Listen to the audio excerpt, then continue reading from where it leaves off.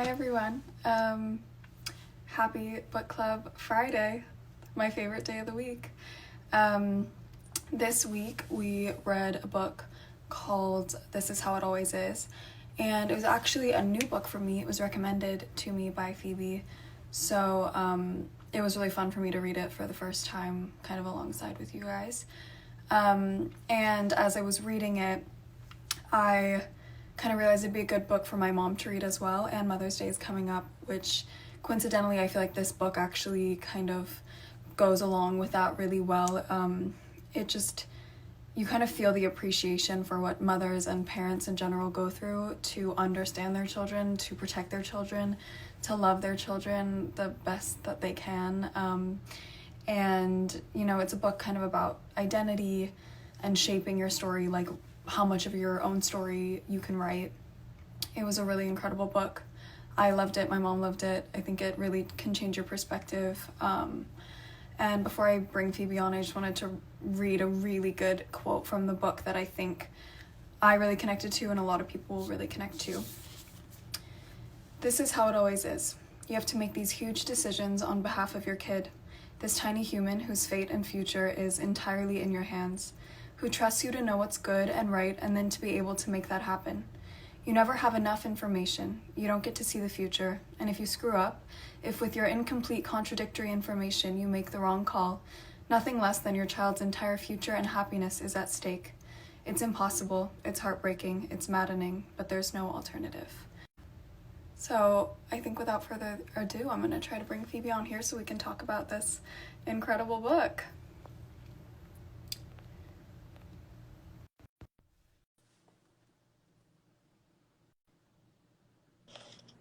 Hi. Hey. Thanks for coming on here. No, thank you for having me. This is This such a book, treat.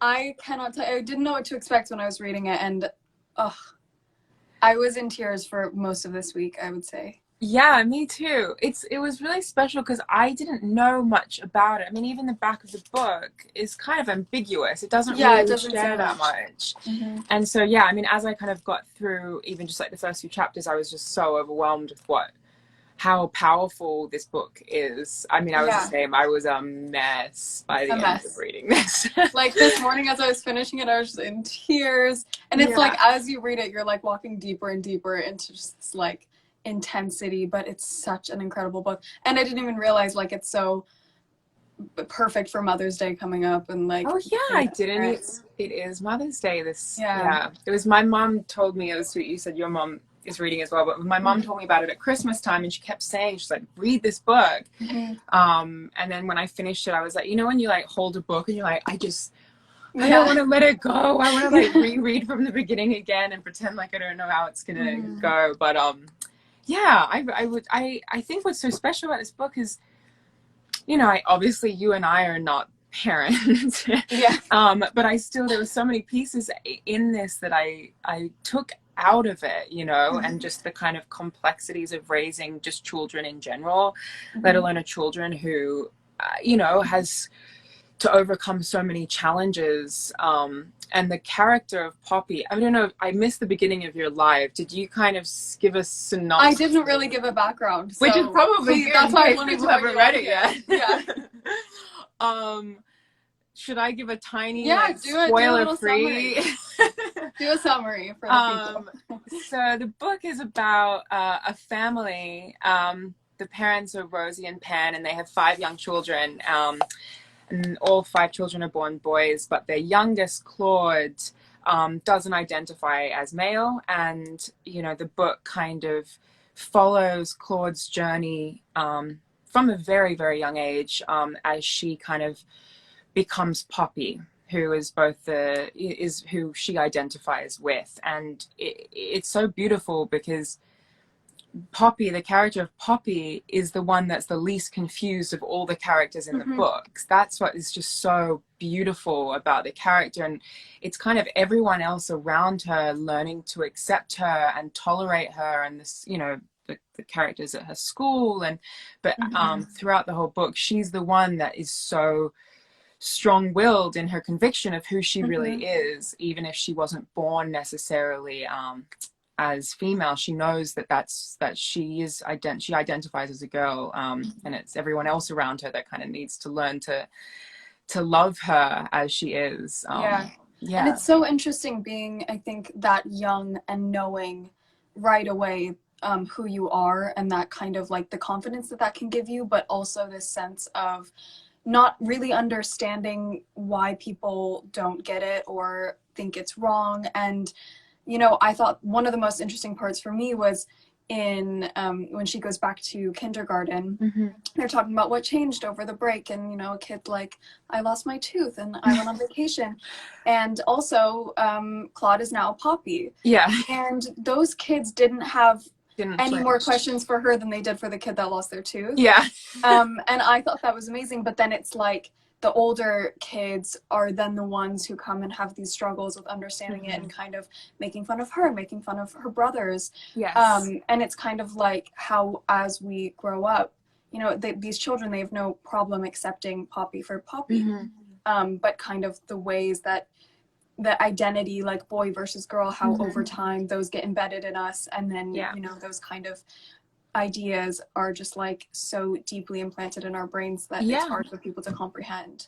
There's also that beautiful, and I tried to go back and find the exact quote, but Pen and Rosie go and see a therapist, and the therapist says, who's also like an amazing character. He's like Yoda. He's the best. I love it. But they, you know, he asked them to put into 2 columns boy behavior and girl behavior. And, you know, all this tension arises because Pen, who's the father, he's sort of not necessarily your generic kind of stereotypical father. He's the one that stays at home. He's mainly the one looking after the children. He's sort of romantic, creative, and then Rosie is the breadwinner, and so and she is a doctor, and so already that's sort of questioning and challenging some stereotypical traditional gender. Like when Poppy's like, can I be a girl doctor? And the mom's like, well, I'm a girl doctor. But this sort of gender roles that we put with jobs. And so that, I really identified with that as well, because it is, and you know, that it's obviously so complicated on both sides, but you know, when there's also another quote about how when little girls wear trousers and want to play soccer, their parents are celebrated. But if a young boy wants to, you know, identify forever or a period of time as a girl and wear girl clothes, which again is like and insane. It's it just like opened up so much kind of dialogue with myself, and even the way I was raised and what was tolerated for me as a young child. And you know, I'm sure it's the same with you. I was brought up by very open-minded parents. Absolutely. And I think we get spoiled by that, because it's a luxury. Then you forget that there are people in the world that are much less tolerant, and it's heartbreaking. And I think also understanding that there's this older generation that has a very solid idea of boy versus girl, and how now the newer generations, like, there is really no normal now, and everything is celebrated, and we forget that, you know, there are, like, they ended up having to move to a different city because Poppy wasn't being tolerated, and that's an idea that gratefully is so far away from, I think, our beliefs, but it is still happening, and I think that's what's so heartbreaking about it. I mean, even I didn't know the statistics, which it kind of touches on the book, and I know we both watched that Vice documentary as well, but the statistic of, I think it's 41% of trans youth and children either attempt or succeed at committing suicide. I mean, that, when you kind of read that in the book, I mean, that was one of the first times I was like, I'm reading something that I sort of knew a little bit about, but not enough to understand the from this open sort of headspace. And you realize that, and they say in that Vice video that you showed me, it's talking about how the support of a family brings those statistics way down. And like, that's what's so beautiful about this book, is without the support, I think, you know, just like how society was raising Poppy was as a boy and to be a boy. And I think without like the support of her parents and her brothers especially, she could have been unhappy her whole life, not feeling like herself. And that's why I think it's so important to have this like supportive family behind you. To empower her. And it just it's just even the kind of bathroom bill issue that, you know, I kind of knew peripherally, but kind of to read like such a you know, personal experience, and obviously this is fictionalized, but this represents many thousands and thousands and thousands of children out there. But even kind of the specifics of what that entails, you know, if a child who identifies as a girl or a boy isn't able to use the bathroom that they choose, like that poses so many how awful issues that as must well. feel to have to like go about the world feeling like you're not being celebrated for being yourself. And this sort of like, I think where Poppy starts to get confused is she's like, well, am I lying to people? But you're not lying about who you are. And and I think that sense of like when she's trying to decide who she really wants to be, it's the other people who are making her feel like she shouldn't be who she is. And in that video, it kind of, you know, this I think the little girl is talking about how they used to dress her up as a boy and it made her super unhappy. And she always knew. And then when she finally got the words to tell her parents, you know, I'm a girl, I don't want to be a boy. And how you can just have these, you can know from such a young age and have the this kind of all these things available to you, but you know there are still places that you can't use the right bathroom and you feel very excluded and and misunderstood and judged. And I think even like, and I can't speak for you, but like high school and elementary school and junior school is so difficult anyway, and to navigate you know those years anyway, and you know, to take a character like Poppy or any other kid that's sort of dealing with something like Poppy is, there's so much, like, it's so brave, you know, like you keep saying, like anyone that can be like strong in who they are, and especially from a young age, it's just so inspiring, you know, absolutely, and just so beautiful. But yeah, that Vice documentary is really interesting, and I could put it on a link or something. Yeah, no, I think if anyone else wants to watch it. As my mom was reading the book, I'm like, and I have a video for you to watch. Because that really taught me so much as well. And I think this sort of what a lot of parents experience is this sort of feeling like they lost a child. And I know especially Rosie, the mom, starts to feel like that a bit. You know, like she lost one of her sons, but I think as she learns from Poppy and like as her child starts to teach her a lot of things about the world, she realizes she didn't lose anyone. They're right there. And the only difference, she says in the book, between Poppy and Claude is that Claude was really sad and Poppy was really happy and brave. And I know that part made me, I mean, that part I was fully bawling. Like I think I cried everything out today, but and that to me was so powerful because it's so true. Like you just want your children to be happy no matter what. You'd hope, at least, and unfortunately that's not true for everyone, and that to me is so heartbreaking. But I think this story specifically is very celebratory of Poppy becoming who she is. And it talks a lot about gender stereotypes, kind of how they affect young girls versus how they affect young boys. And a lot of, you know, her brothers are going through so many issues having to be like men and fight and feel like they have to be masculine. Even though most of her brothers aren't traditionally masculine anyways. And then girls are made to feel less powerful, or they can't have certain jobs. The fact that Poppy's already in like first grade being like, well, I can't do that because I'm a girl. It's so upsetting. And like the outside influences, you know, even within a family that is so tolerant and accepting of her, you know, how dangerous the outside influences, you know, there's 7 hours a day or 6 hours a day that she's at school, that she is being influenced by her teachers, by the principal, by her friends, and how that can, you know, overshadow all the work that her parents and her brothers are doing at home to make her feel accepted. There's that other beautiful, and it's a longer quote, but it kind of speaks on which is why, you know, even just as a parent, I'm sure this book is so powerful, because raising a child is never easy. You make choices every day, like that quote you were sharing at the beginning. But when Rosie says, I just want her life to be easy, and Penn, the father, is like, I don't want her life to be easy. You know, life isn't worth living if it's just handed to you. Everything is a struggle. And that was so beautiful, because it's something that, you know, it just resonated with me. You know, we think everything's meant to just be handed to us and meant to be easy, but, you know, there's nothing more rewarding than working hard for something. And same with Poppy, you know, that she really believed that that's the life she wanted to live. And yeah, there was just something just so beautiful about that little, I think it just, the quote was just like, nothing that's good is ever going to be easy. But in saying that, on a bigger scale, I do think as a society, and I think even now we're living in way more of a progressive society, especially where we live, you know, than years ago. But I mean, there's still so much work to be done on so many different levels to make children like Poppy feel accepted and loved and tolerated.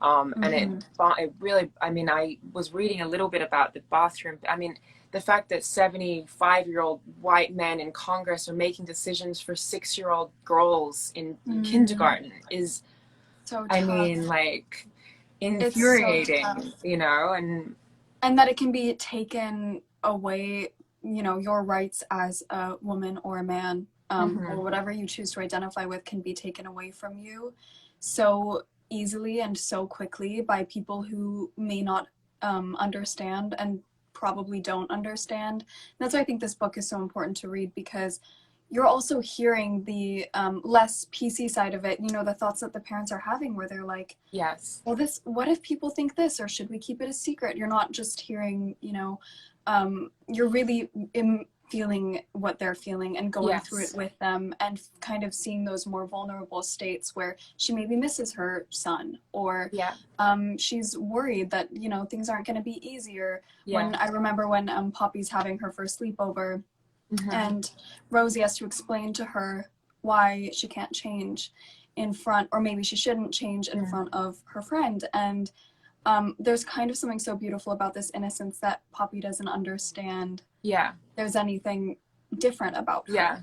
And I think that's part of the beauty of knowing so young and transitioning so young, is you don't already have these ideas that society just tends to like plant in your brain about what a girl is and what a boy is, and that there can be an in-between. And there's that character in when they go and work in the hospital, just Poppy and Rosie, she kind of says, you know, we're always changing as people, and you're allowed to be in an in-between state, and that's okay. You have to allow yourself to be there. And she says this to Rosie, and I think it's very eye-opening for Rosie, because she realizes it doesn't have to be one or the other. And it's that moment of clarity of like, why are we pushing her so hard to know herself? Because none of us really understand who we are at any point in life, I don't think. The turn, and not to give anyone who hasn't read it, but that kind of last few chapters where, without giving anything away, Poppy and Rosie travel to Thailand, right? Yes, I believe. And even just, you know, the pieces that I took out of that about, you know, their culture and their acceptance and all of that. I mean, it was, the whole book was just so, there was so many pieces of it that I took from it. And your mom recommended it to you? Yeah. That's awesome. No, I mean, Thanks, I immediately, like, after the first 2 chapters, I was like, Mom, you have to read this book. It's so well done. But I also, like, do you share books with your mom a lot? Yeah. I mean, she's in Australia right now, but she sends us over books, and she's always, she's on in real, this is why it's so nice, because I grew up where she would have book club, which I think was like half reading and half drinking wine with her girlfriends. But I've never really been in a book club, and so this was so nice to even just be able to talk about books with someone, you know, in this I kind always of feel way. like such a nerd, because like whenever I'm reading a book, I reference it so much. And so thankfully this week I was able to talk to my mom about it all the time, but like the rest of my family is, we're driving them crazy because this is all we're talking about. But I'm so grateful to have people who like have such a passion for reading as well. And I was so happy because it's hard for me to find, you know, there's like so many books out there, which is awesome because you never run out. But finding It a can be book like overwhelming. this that's like so special. It's been a while since I've read a book that has affected me like this and made me as emotional as this book. And Yeah, I feel like I I probably have a lot of friends who are laughing right now because I just kept screaming. I mean, anyone that's watching, we've never met each other before. no. You were doing the book club and I sent you the photo of the book, which I was sending to everyone because I was the same. I was like, I need to be able to talk about this book with anyone. But yeah, it's so nice that you're doing this. This is your 4th week of doing book club? I think it's my 4th or 5th week. Yeah, I've always wanted to be in a book club, and I always try to recommend books to my friends and get recommendations. So to have people to talk about books with is like my favorite thing ever, and I could obviously go on forever. So I thought, because I swear I'm like more social than I've ever been through the internet, because and now that like suddenly we can't go out, I'm like, oh, I'm like talking to them and them. Yeah. And so it's been so fun to be able to like meet people on Instagram Live and talk about books with them. Yeah, That's totally it's how I connect nice. with people. I But also, I mean, I'm a real nerd. I like forward a book report because I wanted to be able to put it, but like, as I was by the writing, I way, was like, yes, nerds. I was like, I should start doing this every time I read a book. Like, it's sort of nice to just sort of write why you like it, what you related to. There's something kind of not like nice about really kind of questioning what your thoughts of the book were. And yeah, so and how it makes you question your own ideas and your own morals, things like that, and you like need to talk about it. I saw that you saw Slave Play, and it was the same thing with watching that. I went with my mom, and afterwards we sat down at dinner and we talked for like 3 hours because we were so affected by it. Yeah, I loved that play. That Incredible, was amazing. Yeah. What are you reading next? Because I'll stop reading it and then I can follow We're along. still deciding. I think we're still deciding. I was thinking we might do a play, which could be fun. Oh, nice. But honestly, like it's so fun for me to read new things because the first 3 weeks I think I did books I had already read, so it was nice. But I was like rereading them. And so to like talk about something that's so fresh, like I was so excited to do this today because I had so many things to say. It's nice when it's fresh on you. I know I was sort of jealous that you were reading it this week and I'd read it like 2 weeks ago. I was like, there's little bits that I kind of have maybe forgotten parts of. Well, I look forward to knowing what your next book suggestion is. I'm reading the it's called My Dark Vanessa right now. Oh, it's really good. It's pretty fiction. Yes. It's sort of it's kind of a modern day Lolita from Lolita's perspective as she questions. It kind of flashes between her relationship at 16 with a teacher and then her relationship at 33 with the same man, and sort of coming to terms with what really happened to her versus the romantic version that she sort of told herself. And I don't know if the idea that kind of Ooh, that's very that might have to be the next book actually. I'm like, well then I'll see you next Friday. No, oh my god, wait, no, that's actually I need to read that book because that's very okay. Yeah, thank you so much for letting me come on and talk about this. Thank you for doing this. This was so fun. I hope we can have a real book club eventually. I know. I've always wanted to be in one, so if you want to join, please. Well, we'll have our notes ready. I know. We'll be the founding members of a book club. Thank you so much. No, thank you. Have a good weekend. Thanks anyone who's watching. Enjoy the rest of your day. Bye. Bye. Well, apparently we're starting a book club, an actual book club when this is all over. But thank you guys all for watching today. This was such a powerful book. I'm gonna put the link to the Vice video that Phoebe sent me to watch in my bio, I think, or my story, because I think if you read the book, that's a really, really good follow-up to have. And it just follows the story of 4 trans people of different ages and their struggles, their experiences, also the different families' perspectives, talks a lot about hormone blockers, the controversy there, things like that. And I just think it's really educational. And, you know, it's stuff like this that some people are afraid to talk about or don't really understand. I think the best thing that you can do is educate yourself on it. And that's what I like to do. You know, I obviously can't speak for these people, but I want to support the best way that I can and educate myself the best way that I can. And I really highly recommend this book if you guys haven't read it already. It is called This Is How It Always Is by Laurie Frankel. And if you guys have any questions or anything, I can definitely take those because I would really love to hear from you guys. Or any recommendations for books that you would... Oh, I have a question for my mom. Oh, which parent do you think handled it better? Wow. God, that's so tough. I think it's really difficult because, you know, as a kid, you look at your parents like superheroes, like they know the answer to everything, and they don't. But I think Penn, the father, was more willing to admit that he didn't have the answer to everything, whereas Rosie, the mom, took it a bit more personal when she felt like it more felt like personal failure to her, I think, when things didn't go right with Poppy or with Claude. And there was something really beautiful about Penn, the father's imagination, and he would tell all the boys and Poppy stories every night. And he said this amazing quote. He said, "Just because it's made up doesn't mean it isn't real. Made up is the most powerful real there is."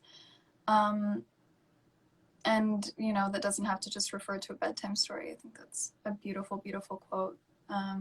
And it's just really important to, I think, share our stories where we can. And human connection is so important, especially now. So the more you can share your experiences with people who might have gone through the same thing, parents who might have gone through the same thing, none of us are alone, ever. And that's one of the main reasons I did this book club, is so we could all know that we have each other even in times that we can't physically have each other there. Thanks for the question, Mom. Are there any other questions that anyone has? Or Mom, if you want to give me another question, please feel free. Also, like, I really do want to read books that you guys are interested in, so please don't hesitate to recommend books for me, because I'm always wanting to read a new fun book. Or I was thinking of doing a play next time if you guys would be into that. But if there's no more questions, I will... Oh, we have... Thanks, Mom. You saved me. I was just to talk about how it affected the brothers. Yeah, that's actually a really important thing. You know, I have siblings. I have one brother. But I really do feel like in families where you're close, one person struggles or everyone struggles. And, you know, as Phoebe said, I think some of the brothers were actually struggling even more than Poppy herself was, you know, whether it was with these issues, with them getting bullied for having a trans sister, which, you know, to me is such a heartbreaking idea. But I think, you know, kind of this idea of, like, at the end of the day, they can all come together and, you know, their dad's telling them bedtime stories, and they really did love and support their sister through everything, and that's what family's there for. But I also, there's a really great quote, and I don't have it in front of me, but it says something like how people's struggles tend to not all happen at the same time. I think Rosie says that, and how it's kind of, in a family, we make room for the person who's struggling the most, and we help them. And then, you know, you can kind of, like, continue going like that, so everyone gets their chance to have that support that they need, because having a sibling who's going through something, it's important not to let your own needs go unnoticed, and that can easily happen. So I think it's important that the brothers, you know, had each other, and also vocalized their struggles with their parents, and also questioned their parents, and you know, they stood up to them, and they asked, you know, and they called them contradictory, and they really did try to all learn from each other. Well, thank you guys so much. Thank you, Mom, for the great questions. I'm gonna make you read every book club book now, so get ready. I hope everyone has a wonderful rest of your Friday, and I will see you next week. I'll announce the book either today or tomorrow. Yeah, thank you all for watching.